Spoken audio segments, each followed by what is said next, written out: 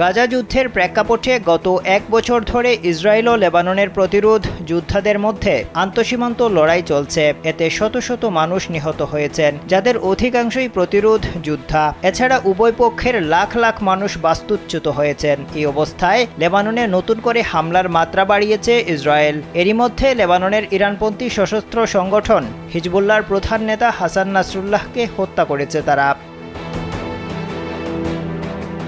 ফলে মধ্যপ্রাচ্যের সংঘাতময় পরিস্থিতি আরও উত্তপ্ত হয়ে উঠেছে। আশঙ্কা করা হচ্ছে নতুন মাত্রায় যুদ্ধ ছড়িয়ে পড়ার। নতুন এই পরিস্থিতি নিয়ে নানা সমীকরণ মেলাচ্ছে বিশ্বের পরাশক্তি দেশগুলো।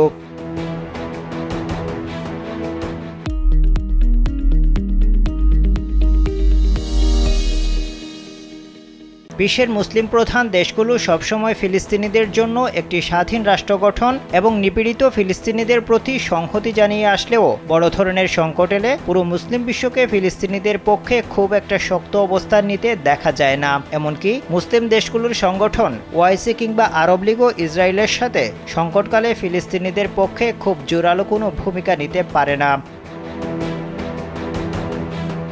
গাজা ইস্যুকে কেন্দ্র করে এ পর্যন্ত লেবাননের প্রতিরোধ যোদ্ধা এবং ইয়েমেনের হুতি যোদ্ধা ছাড়া অন্য কেউই ফিলিস্তিনিদের পাশে সরাসরি অবস্থান নেয়নি। মুখে ফাঁকা বুলিয়া ওড়ানো, জাতিসংঘ সাধারণ পরিষদে ফিলিস্তিন রাষ্ট্র প্রতিষ্ঠার পক্ষে ভোটদান, ত্রাণ পাঠানো এবং আন্তর্জাতিক অপরাধ আদালতে ইসরায়েলের বিরুদ্ধে মামলা ছাড়া মূলত কোনো দেশই ফিলিস্তিনিদের জন্য তেমন কিছুই করতে পারেনি। যুক্তরাষ্ট্রসহ প্রভাবশালী পশ্চিমা দেশগুলো ইসরায়েলের সর্বাত্মক সমর্থনে এগিয়ে এসেছে। বিপরীতে মুসলিম বিশ্বের প্রভাবশালী দেশগুলোর মধ্যে ইরান ছাড়া আর কোনো দেশকেই উচ্চকণ্ঠে কথা বলতেও দেখা যায়নি, বরং কোনো কোনো মুসলিম দেশের প্রতিক্রিয়া ছিল একেবারেই নখদন্তহীন।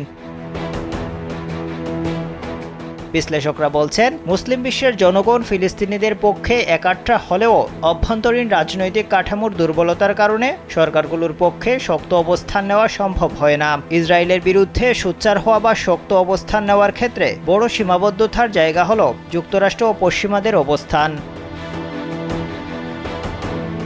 আফজাল হুসাইন, কালবেলা।